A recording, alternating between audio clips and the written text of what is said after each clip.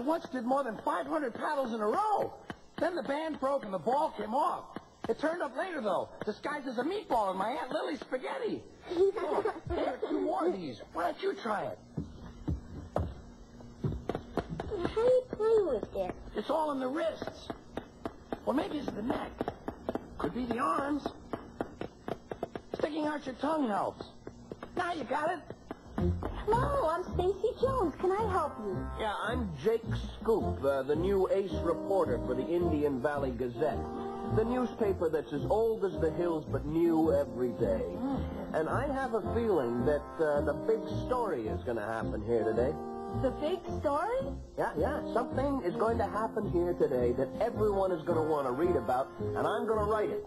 The big story. Like a train robbery. What? Anybody try to rob the train today? Oh, good heavens, no.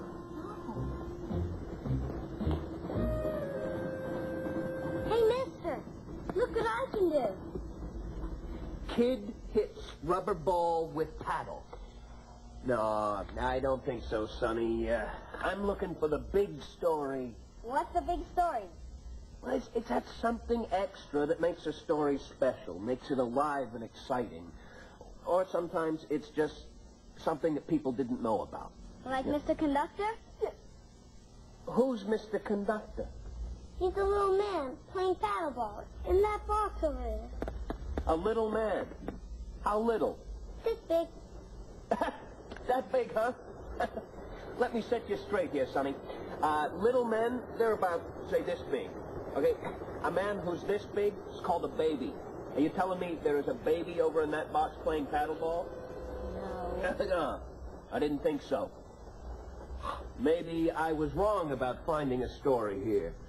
Maybe this is just a train station with nothing going on.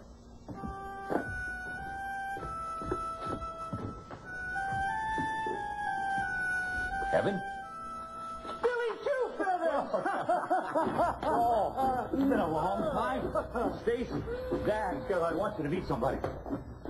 This is Kevin Knowles, better known as Mazo, the great, the world-famous magician.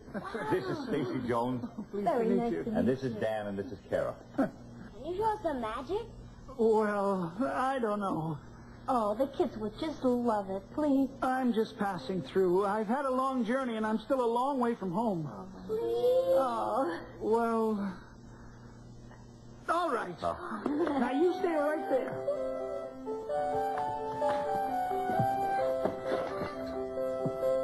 I present to you the famous Chinese linking rings. Now, as you can see, these rings are solid and separate. But just by counting to 3, we can cause these rings to magically link together. Count with me. 1, 2, 3. Let's try it once more. 1, 2, 3. He's awful. That's enough now, Kim. Let's go show you around the station. Wasn't very nice to laugh at him. He couldn't do any magic. Well, haven't you ever tried to do something and then you failed at it? Huh? Yeah? Yeah. Well, did anybody laugh at you for failing? Yeah, I hated it, but he's a grown-up. Sure, well, that doesn't change things. Grown-ups can have their feelings hurt, too. I mean, just because you grow up, it doesn't mean you leave your feelings behind. Huh?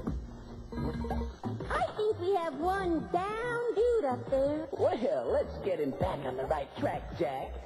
Okay, it's time for us to spin our own brand of magic. And a 1, and a 2, and a 1, 2, 3.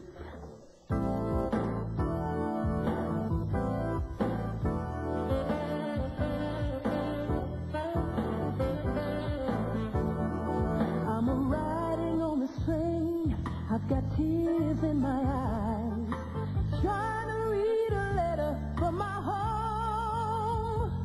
If this train runs me right, I'll be home by Saturday night, 'cause I'm 900 miles from my home. Well, the train I ride on is 100 coaches long. You can hear the whistle blow 100 miles.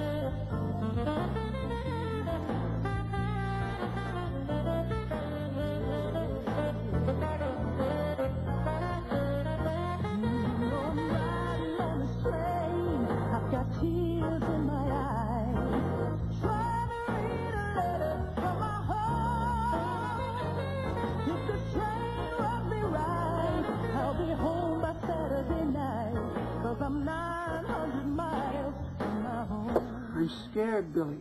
I can't do the magic anymore. Ever since I made a mistake on stage and the audience laughed at me. And now every time I face an audience, I'm afraid they're going to laugh at me again. Just like those children laughed at me. The people were making you nervous. Maybe you tried too hard. Hey.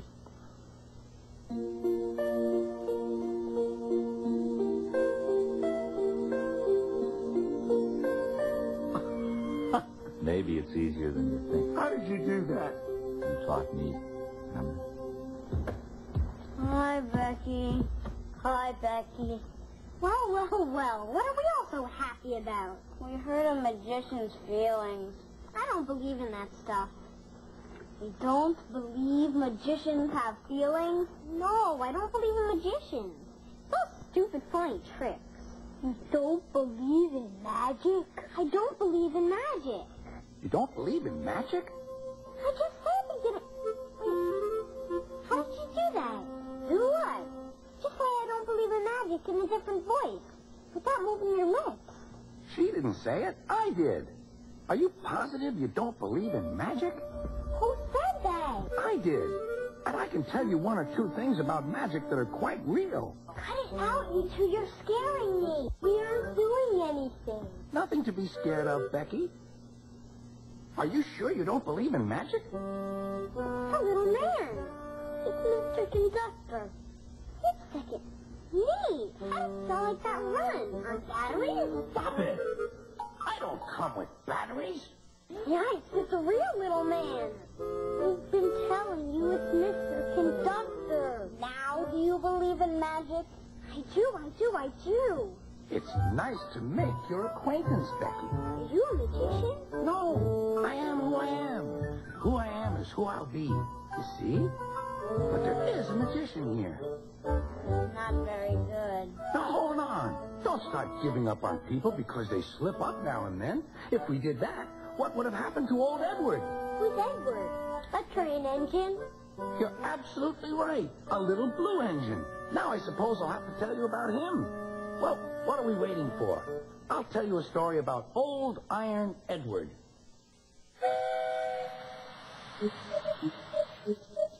One day, James had to wait at the station till Edward and his train came in. This made him cross. Late again! Edward laughed, and James fumed away.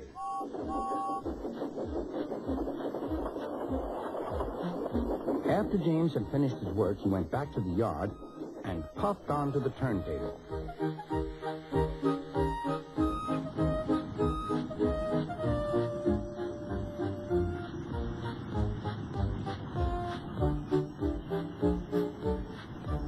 He was still feeling very bad-tempered.